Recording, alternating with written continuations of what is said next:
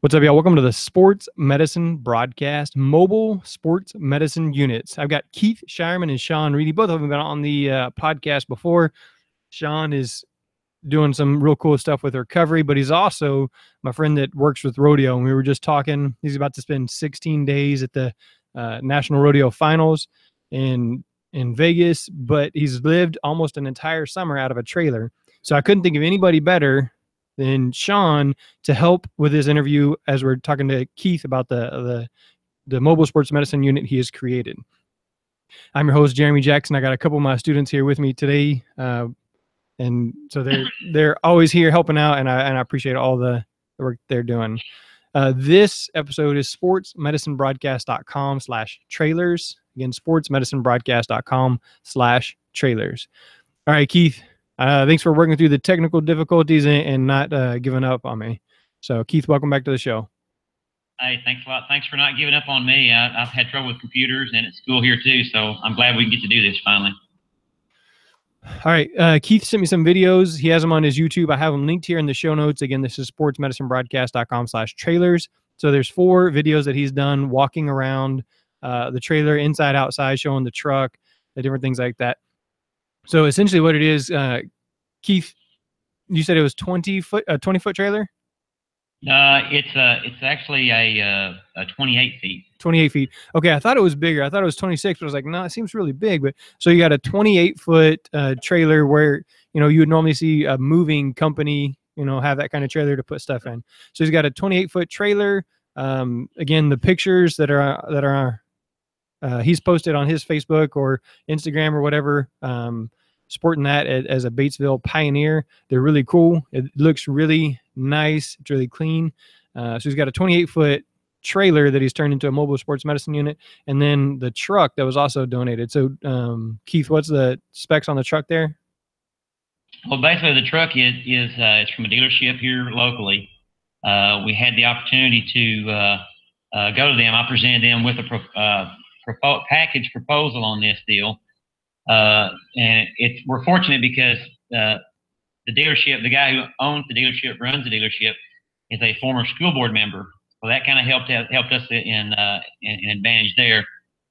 We came up with an idea to have the truck sitting out on the grass part of the football field to have in order to have more announcements made during the games. And we can use it's basically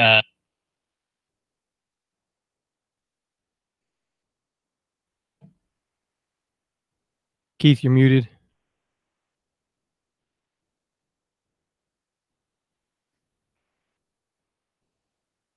Hello, hello. All right. How about that? All right, there you go. So you said announcements during the game.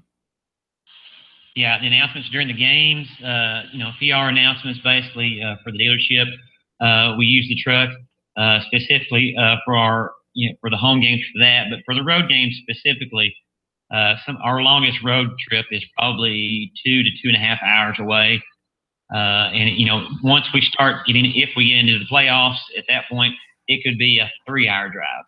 So that's helped out greatly. I'm the only one who has the key to the truck. Our head football coach, who is also our athletic director, he rides with me, and we'll take the trailer to each one of these events on Friday nights. Okay, so Keith, you said you gave a proposal. Mm-hmm. Yes. Talk to me a little bit about where did the idea come from, and then we'll keep going from there.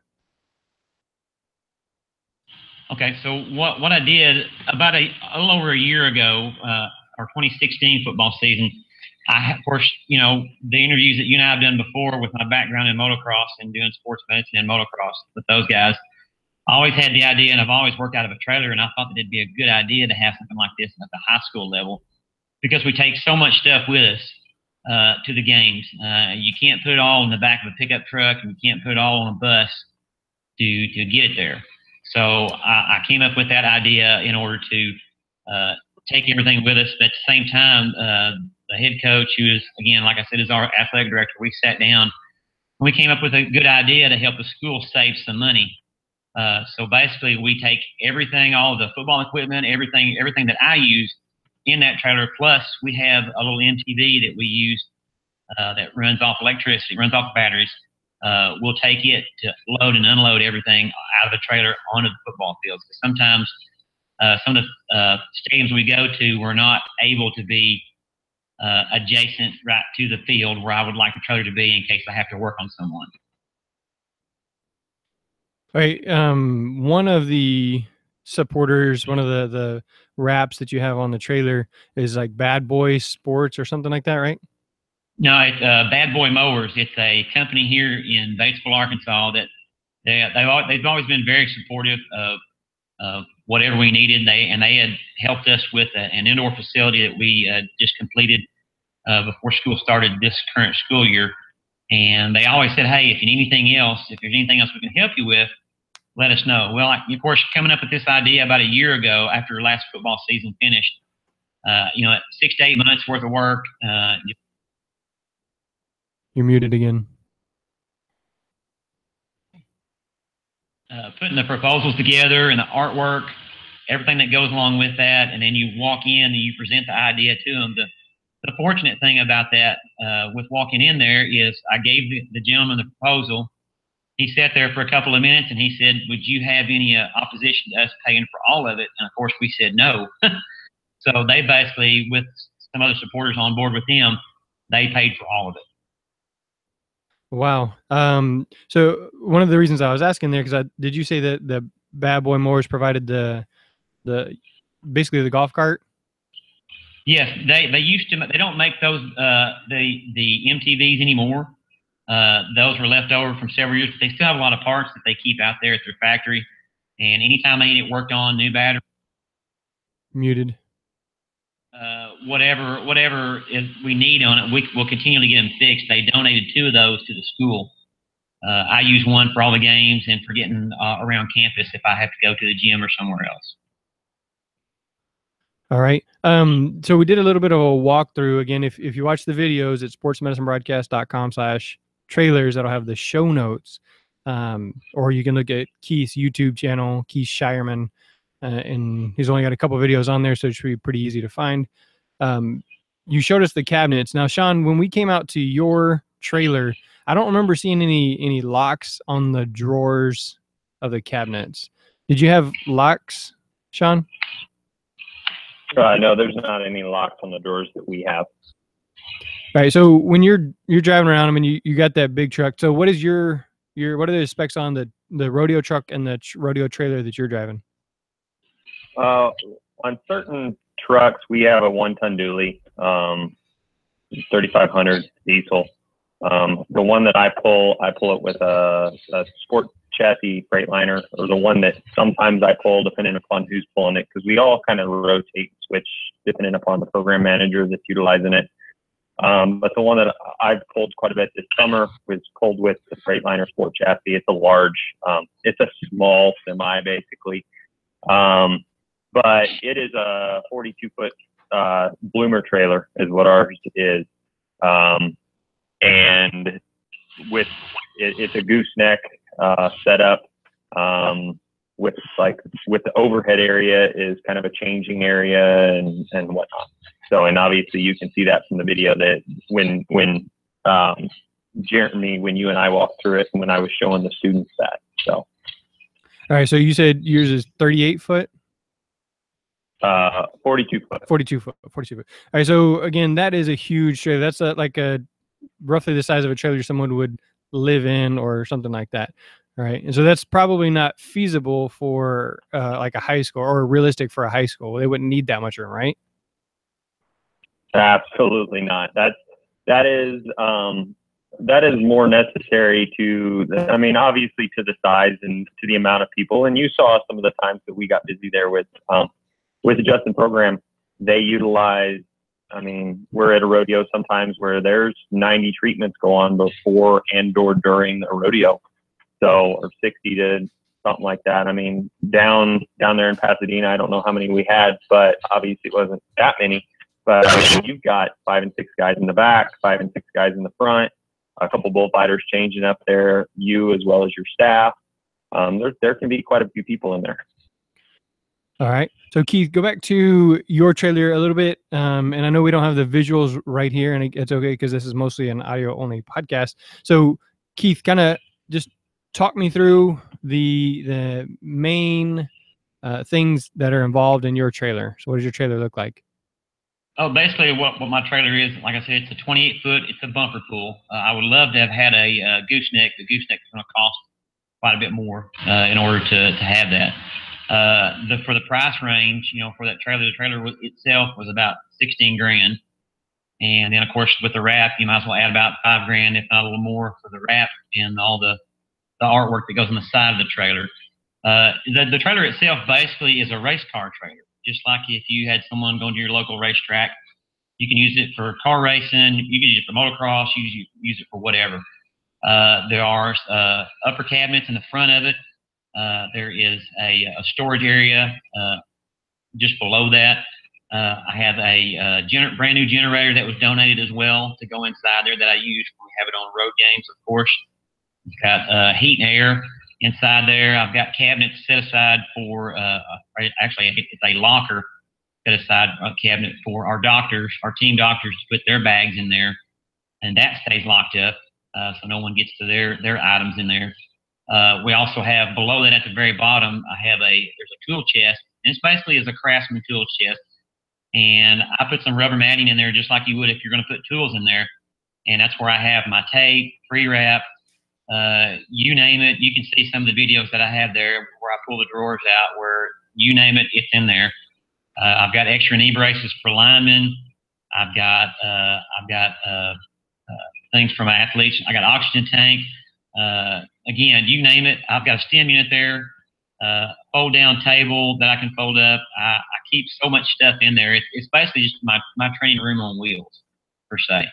The one thing that I am trying to work on for next year is a musculoskeletal ultrasound unit. I really would love to have that on the sideline or have that in the trailer for these kids, so I can try to keep folks from having to run off to the ER for unnecessary, getting checked out there from that standpoint. A lot of times when you're on the road, parents will go somewhere, they don't know where they're going, they don't feel comfortable, they don't understand what's going on, and if you can have everything there, and that's going to help them out in the long run, not just from this standpoint, from athletic training standpoint, but from a financial standpoint as well. We've got, like I said, we've got 2 team docs who go with us home and away on the road games. I also have parents who are great about donating their time. I've got x-ray techs, I've got ultrasound techs, you name it, ER folks. Their kids play ball here, they have played ball here, and they love to help out no matter what. All right, Sean, if someone is going to start or have a trailer kind of like Keith, so he's got a 28-foot, so maybe it's somewhere in that range. What are you going to say, this is what you have to have? Oh, for me, there'd be a lot of things. But you can go really simple, and I've seen some trailers built up. Looking at the pictures of Keith, it looks like a race car trailer. Knowing a lot of people in race car, that's what it's set up like. You can see the toolboxes. It's pretty cool. You can go a lot smaller. You can go. The greatest thing for him though is that he's got his athletic training room right there, and it's his home athletic training room everywhere he goes. But you can go. There's a lot that you need to put into it, and all depending upon what you're doing and what sport you're covering. Do you want a treatment table? Probably. Do you want storage? Absolutely. The big thing for me is I want things that double as not only storage, but also potentially a table. Something that I can utilize it for other things rather than it just taking up space, being a locker or a cabinet. I can kind of fold it down for possibly another table or something like that. That's me personally. The stuff that I see in doing that, and I've talked to a lot of people about this because I know some people that have built their vehicles, have almost in their like Ford Explorer type truck, they've set up almost like an EMS rig in there where you can stack multiple bags, like athletic training bags in there, and even a stretcher if need be, and stuff like that. So just kind of, I guess, working it how it works best for you and how best you work. It's kind of like when you design an athletic training room, you always look back and you go, man, I wish I would have done this, and man, I wish I would have done that. And that's the greatest thing about if you have designed an athletic training room, or if you designed a trailer like this, or looked at a trailer like this, you can always look back and see good things that you probably could have done, but you never know how some of those things work either when you actually have them, and you're like, oh, maybe that really wouldn't have worked as well as I kind of think that it would have. All right, so the biggest thing for me. Yeah, I was gonna say. So you didn't ahead. answer the question. If there's one thing you're gonna put in there, I know you said cabinets that double. So like in the back you had benches, but under those benches lift up and there was storage stuff in there. So is that gonna be your one thing? Is everything has got multiple uses or what? I mean, what are we working on? Are we doing football? Are we doing rodeo? Are we doing probably realistically in high school, it's mostly gonna travel with football, but Keith said he goes to cross country meets and junior high football. You're probably not taking a trailer with you to a basketball game. No. In your high school setting, what I'm going to say is I want mounted tables that can fold up and then also give me space with regard to, so that I can then put in dummies. I can put in potentially, if you've got an electric cart, water cows, something like that. So you've got something that actually folds down. You can tape, you can do a treatment, but then you can fold it up. That would be my number one thing, because what's the first thing that you want to do is do an evaluation on an athlete. All right. But then you can also store there. Good. Okay, I like it. Keith, what do you think is your favorite thing on the trailer? Oh, that'd be a tough question to answer. Everything on it is great. Sean brought up a good point. I mean, that's the one thing that when I looked at just trying to design this trailer, what I wanted in there, I had to be able to have that table that will fold up and fold down. Plus, I also have a portable table that I take with me that goes on the sideline. So, I guess my table is the greatest asset that I have in that training room, because I can do an evaluation, I can fold it back up, and when we go to and from games, it's basically stored, and it's not taking up space. I can put my cart in there. I've got a Gatorade sideline cart, the big cart on wheels that I take with us as well. All of our coolers, just everything that I need for an athletic training room, it's there. So I guess the table would probably be the best thing that I like the most out of that. So. All right. So both of you, I think, are foolish because neither of you said air conditioning. Right? Who wants to sit in a metal box in the heat and evaluate somebody? Because that's worse than being on the sidelines, right? So I would say working air conditioner would probably be my number one, because, I mean, it was nice when I was in Sean's trailer there. The air was blowing cool, and so. Well, now you just added about $700 plus running the lines to your trailer, though. So, I mean, come on now. We're talking about buttons window units, or one of those, whatever they are, portable units. Okay. All right. So we got foldable tables that kind of double or open up leave you more storage space, and then they're still functional, but they can get out of the way, right? So the normal wooden athletic training table is just there, right? It's going to take up floor space, going to take up the middle, so you would have trouble getting the water cows and the golf cart in, right? So what else, Keith, would you highly recommend anybody who is considering doing this think about, plan, or invest in? I think you have to have a good plan in place. I mean, the one thing that we looked at that I sat down with my football coach / athletic director on was, we're saving the school money. We're saving the school anywhere from $500–600 every trip, every time we take that trailer. And if we can save the school money, that's great. I mean, we're taking, my truck and trailer, and we're taking 3 school buses as opposed to 3 school buses with all of, now this is just for football per se. We're taking 3 football buses, and then I'm taking a school van, and then another coach is taking a school van with all the supply, with all all the coolers and everything else in it, you know. So you wipe all those things out, you're saving the school quite a bit of money right there.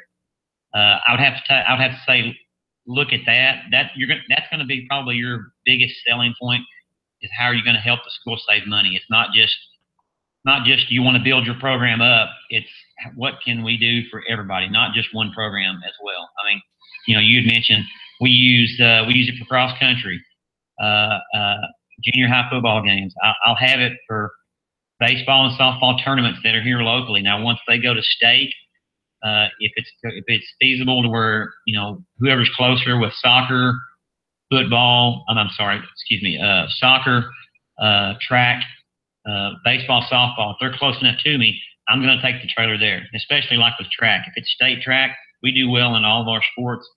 So we have the biggest amount of kids for that. So I'm going to take it there. So it's an opportunity of what you can do for the entire kids. You got to sell it not just to the school, but you got to sell it to the community as a whole. All right. So again, that is a big hurdle for some people. I just went and spoke with a dental company about how I would like to form a partnership. We had a kid in the tournament fall on the floor, break 2 of her front teeth. And so it's 7 o'clock at night. Where are we going to send that kid? Right. And we just don't have a plan in place for that. Again, they're visiting team. So the parents just took the kid and went to wherever they decided. But if that happens here, I want to have a plan in place. So I went and met with them, and, you know, they seemed receptive, and they're like, yeah, you know, it sounds good. And we haven't finalized anything yet, but that's a first step. So I shared the thing that I gave, but Keith, talk to me a little bit more about how you involved the community. The community has always been great here in Batesville. Of course, where we're at currently, you know, with the football program, with the other programs that the school has, they've been really good with community-wide support. Never had any issues with anybody not wanting to help out. You know, from my standpoint as the athletic trainer, I'm there for these kids. I treat these kids just like they're my kids, just like they're all my own son or daughter. That's what I. You're muted again. There you go. Yeah. You know, I try to. My selling point is that when I take care of those kids, but when it comes to involving the community a little bit more, you know, we try to go. You can't go to the same person all the time and ask somebody for money all the time. That's one thing you can't do. You know, you involve different people in the community. We've got different. You know, you were asking about having a dentist help out. Well, you know, we've had optometrists, we've had dentists, we've had you know, I've had dentists mold custom mouthpieces for some of our players, and for the whole team. You know, for a few years. We have an ENT that we can call. We have several people here. Of course, where we are here in Batesville, this is about a town of 12 to 15,000 people. And there are other smaller communities around where people come here to work. Bad Boy Mowers is one of the big companies. The hospital here is one of the other big companies. And there's a couple of other smaller companies that want to help out too. You'll have some small businesses that want to help out as well. And you need to make sure that when those people do offer to help out, you accept that help. You make sure once your season is over, you make sure you send them thank you letters and tell them how much you appreciate them. Because without that, you're not going to get continued support. That's just like, you know, if Sean is doing something, if he's got Justin or someone else on the side of his trailer, he's going to make it a point to go to that person and say, hey, I really appreciate what you do. I'm going to send that. I've already sent letters out and, you know, thank you letters and cards and things out to the people that have helped us out for football, and especially with the trailers. I get on social media and I'll thank them, you know, on Facebook. I'll thank those folks, because without them, we wouldn't be going anywhere. We'd just be sitting home, or I would still be using my pickup truck to haul stuff with. You know, we'd still be spending more money with the school, and then the school kind of frowns upon spending more money, you know, these days as it is. So, but once you get your programs built up, I mean, I think you really have to say thank you. You really have to appreciate what you have, because at some places, like you have mentioned, there are some folks that have trouble trying to even get that support. But you got to find a way, stick with it, believe in that plan that you have and go from there. Yeah, I think that's something I've learned is to say thank you. So it's not just the going and getting and asking for the money, but it's also the saying thank you that keeps them involved and just really shows gratitude. And part of that is from like Donors Choose, the grant organization, is you have to send in thank you notes. But like after we went and visited Sean, I printed off some of those pictures and then had kids write like a thank you note on the back. Right? And so I gave that to Sean when I went back up there and helped out. I'm not sure if Sean still has it or whatever, but you know, he knows it. They're actually hanging in the trailer. See, there you go.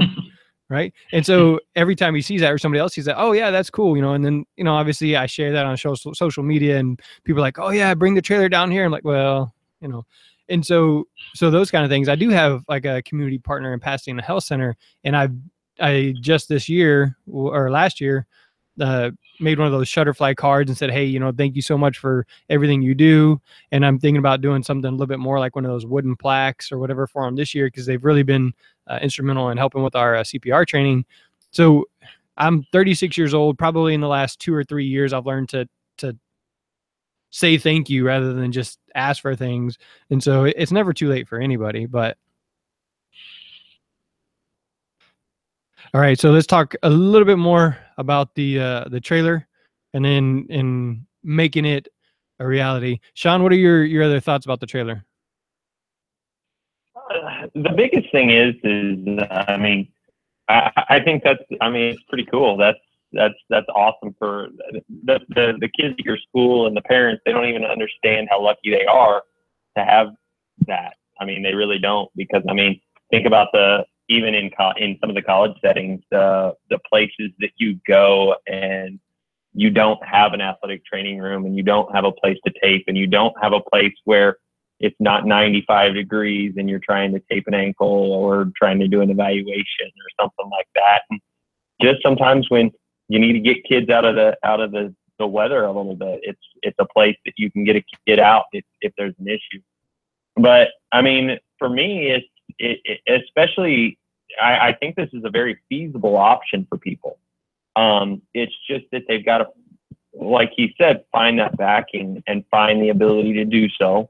Because in all honesty, some of these trailers aren't that expensive. He has a really, really nice trailer there.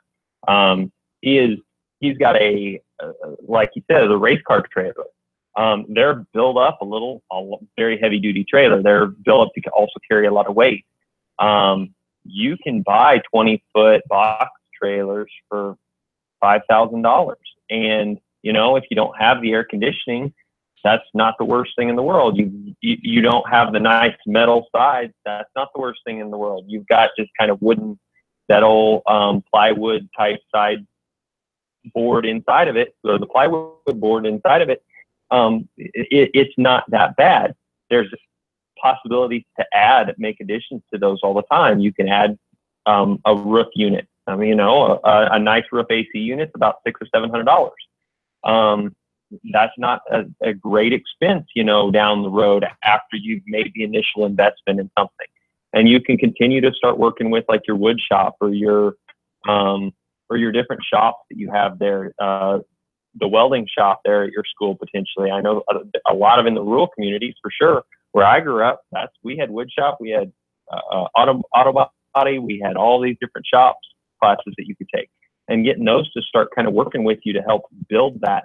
And it doesn't have to be a huge investment. It can be a 12-foot trailer that once you clear all your stuff out, you fold everything down, and now you have a full working space. And like you said, you have one of those little roll-in units that keeps it a little cool, and a little space heater for when you're sitting out there trying to work. The big thing for me is the storage. You want good storage. You want the ability to be able to bring your stuff with you and have it at hand when you need it. If you need tape, if you need supplies, you've got it there. The big thing for me is it's just like when we did a football sideline.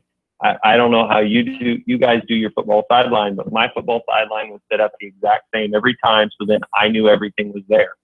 Have your trailer kind of set up like that, and so that then everything just goes straight to your sideline and comes right back in.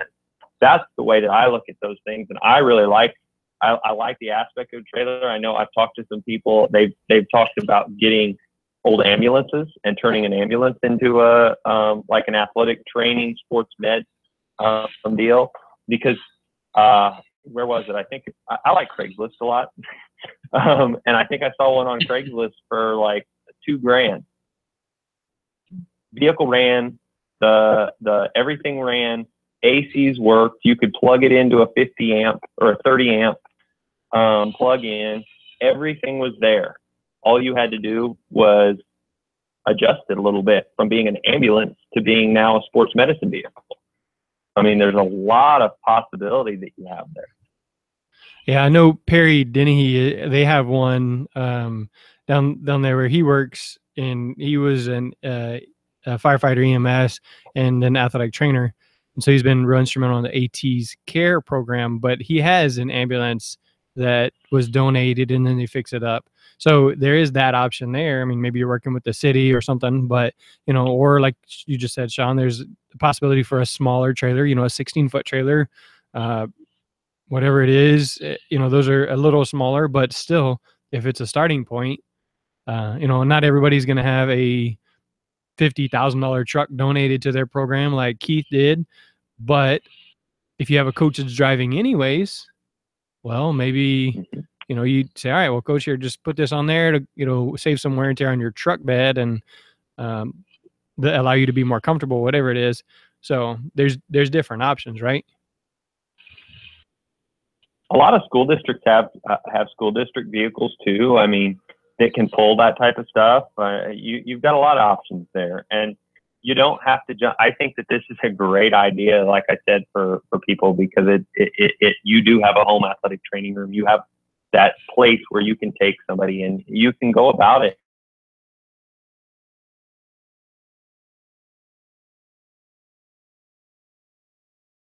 All right, Keith, what else would you recommend for someone that is looking to start this? Well, I think Sean and I both have hit on points that, you know, you've got to have your main selling point for you know, for selling this to your school board, to your coaches, your community. You know, it's great. You know, the big thing now that a lot of high schools are buying are just like D1 schools having, you know, the big sideline tents, you know, on there. That's great. But I tell you, one thing that I really proved a good point for having our trailer this year was I had an athlete that went down. He had a head injury last year. This year, he went down again. I bypassed the coaches. We walked right to the trailer. I got him in there in a controlled environment, quiet, away from everyone else, so I could do an eval, so I could check him for a concussion. He went back in the second half. We had about 5 minutes to go in the second quarter. Got him calmed down. He was upset. Got him calmed down so I could do an evaluation on him, and that has helped out greatly. So as far as a major selling point is to be able to take care of your athletes and that your parents understand what you're trying to do. You know, it's a great selling point. The parents appreciate it. I mean, you know, we showed this off before we started our season. We have what's called a community pep rally. Like the entire community comes out.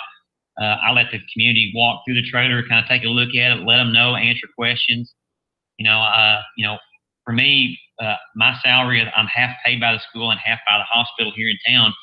I even invited the board members from the hospital out, said, hey, come take a look at this. This is what we're doing. You know, you guys are on board with this. We're all on board. This is what we want to do for our kids. This is about our kids. This is not about one entity or one person in particular. This is about our athletes and what we want to do for them. All right, in the beginning, you said something about you had been working like for 9 months or whatever to kind of plan and put this together. What were some of the things that you did to prepare? Like in those 9 months, right? It wasn't just like oh, hey, let me call you on Tuesday, set up a meeting on Thursday, and then throw something together. Well, you know, 6 to 8 months, you could say, you know, I worked on it for the most part, is the artwork, getting a picture of a trailer, drawing, you know, putting sponsors on there, Just to give them an example, I had an example of 5 different sponsors on a trailer, and wanted them to say, hey, this is what it looks like. This is what you're buying. This is the money what you're going into this. This is what it's going towards. I also had to, of course, from my previous experience from doing sports medicine and motocross and even racing myself, I remember the opportunities that people give you and what you can do for them. That's going to be your main selling point. Every company has what's called co-op money for sponsorship, for putting an ad in the newspaper, things like that. Every big company has that, and they can use it. Maybe they're sponsoring a buddy league team during the summer. It's just whatever they want to put that money toward. That's up to them for their budget. They're budgeted so much for every year for that. So you can go to that company and say, hey, this is how much money I'm asking you for. Which what I did was I was going to ask for 4 or 5 different sponsors, asking for $5,000 a piece, and that would include covering, doing the artwork, the wrap job that's done on everything, include all that, and that way you got 5 different sponsors. If they're not happy with where that logo is placed, we'll move it. If they want to give you more money, hey, we'll make that logo bigger. That's not a big deal. We'll do that. But when we walked in, we had meetings lined up. I had already called myself, and the athletic director called companies, and we went to them. And of course, it just so happened the first one we went to was Bad Boys, and they said, "Hey, would you be opposed to us paying for all of it?" And we were like, "Absolutely not." And within 2 days later, they called us back and said, "Hey, we want to do this. We like the idea of what you're doing for the kids here in Batesville."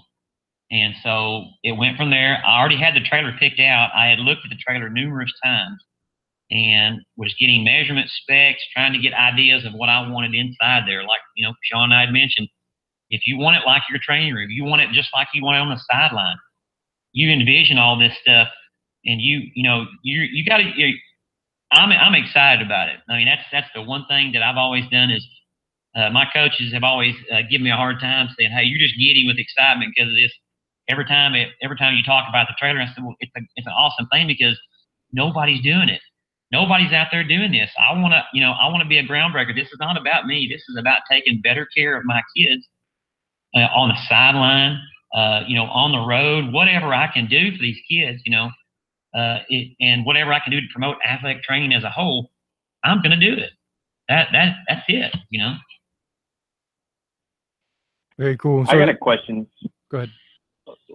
When you talk about when you show up to the game, whatever that it is, let's talk about football. How long does it take for your setup on that trailer?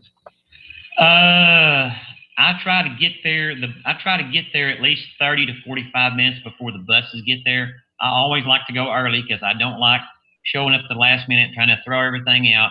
I want everything in place. Even though I've got heat and air, I'm going to sweat anyway. It doesn't matter, just trying to get everything set up. But I want at least 30 minutes so I can at least get most everything out of the trailers, out of the way, so I can begin start taping and whatever treatments I have to do beforehand. I've got student trainers that help out, so I'll put them to work as soon as they get there. They know how I want the sideline set up, so I entrust them and show them at the beginning of every year how I want this done, because I'm the one who's got to go to it. I may have to say, if I'm out on the field, I may have to tell so-and-so, go get me this bag, this item out of my bag, or go get this bag, go get this splint. So you want it set up the way you want it. So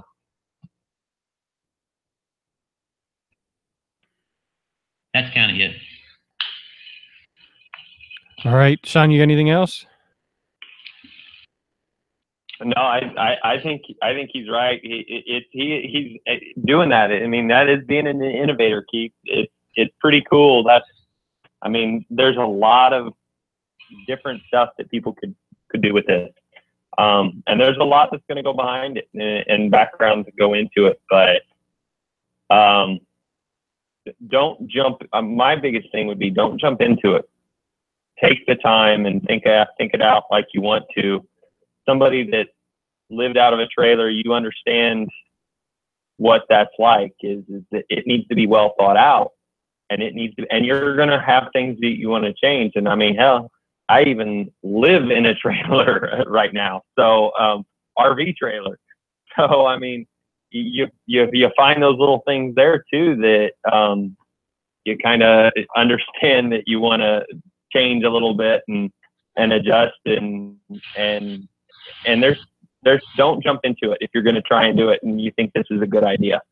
Just take your time and build it the right way. Exactly. So. All right, Keith, if somebody wants to get a hold of you to ask some more questions or maybe have you email them your proposal or the kind of like your mock-up of the trailer so they wanted to see that, how are they going to get a hold of you? They can actually get a hold of me if they want to. They can go to my Facebook page. It's just Keith, Keith Shireman, or they can email me at Keith, KeithMXATC@yahoo.com. All right, Sean, you talked about people who had changed their Ford Explorer or whatever into a semi-ambulance type vehicle. Where did you see that stuff? Travis Chipman, he's an athletic trainer out of San Antonio. He's also EMS instructor, works at one of the high schools down.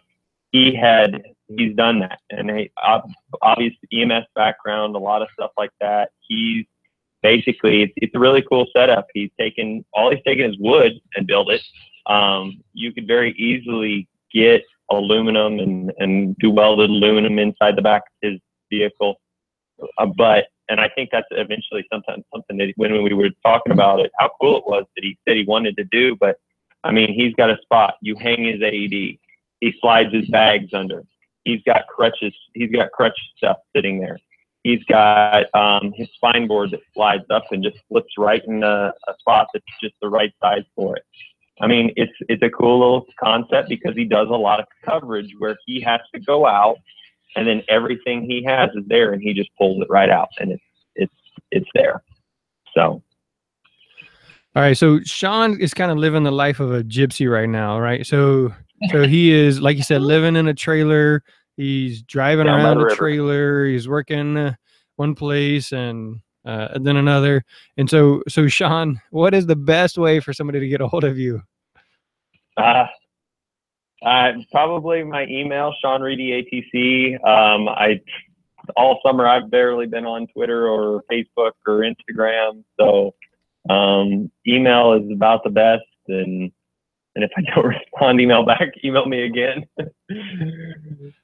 Yeah, so that's why I say he's been kind of a gypsy. He's been hard to get a hold of. Like, I mean, I got his phone number. I'll text him or I'll tweet him or email him, and like, oh, dude, sorry, I forgot. But you know, when you're living in the country, driving a rodeo truck, I mean, you know, sometimes you don't get signal, or sometimes you got a guy that was stepped on by a bull, and you just don't return that text. So. It's so easy and it's one of those things where you put your phone down at night because of you being in a performance or something that you're doing, and then you check it and it's 11 o'clock at night in Utah too, and you're like, oh, I don't want to text all these people back, and then you don't the next morning, and I kind of feel bad about it some of the time. Yeah. But all right, so Sean Reedy ATC at Gmail. So you can. Yes. You can hit him up. Sean Reedy ATC too on Instagram and Twitter, I believe. Yep.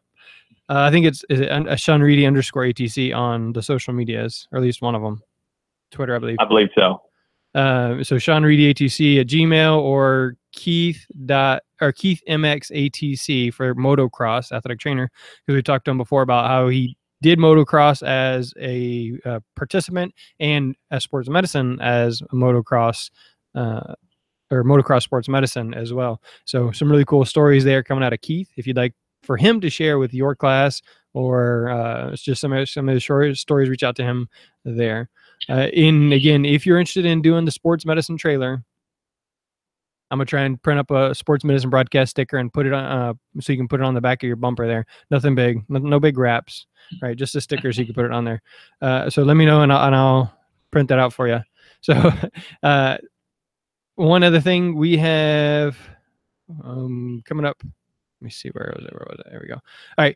Coming up in March will be the National Athletic Training Month. We'll be having giveaways all during National Athletic Training Month. I got some pretty cool stuff lined up already. Some are very similar to what they were last year.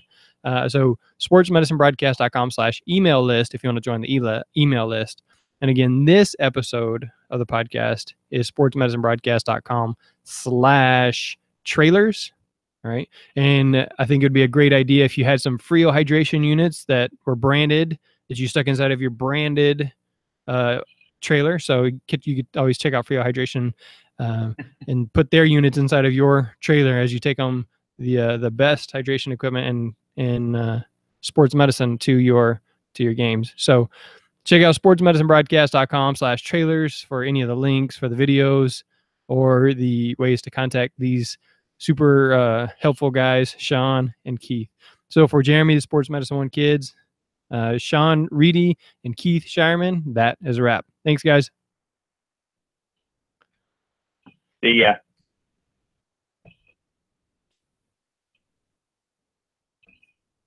All right, thanks, Keith. Yep. Thanks, man. Appreciate it. Hey, I've actually got an idea for a semi now. Oh, yeah. See, there you go. You have to get that CDL. Yeah. All right. Thanks, Sean. All right. All right. Thanks, man. We'll talk to you later. Bye-bye.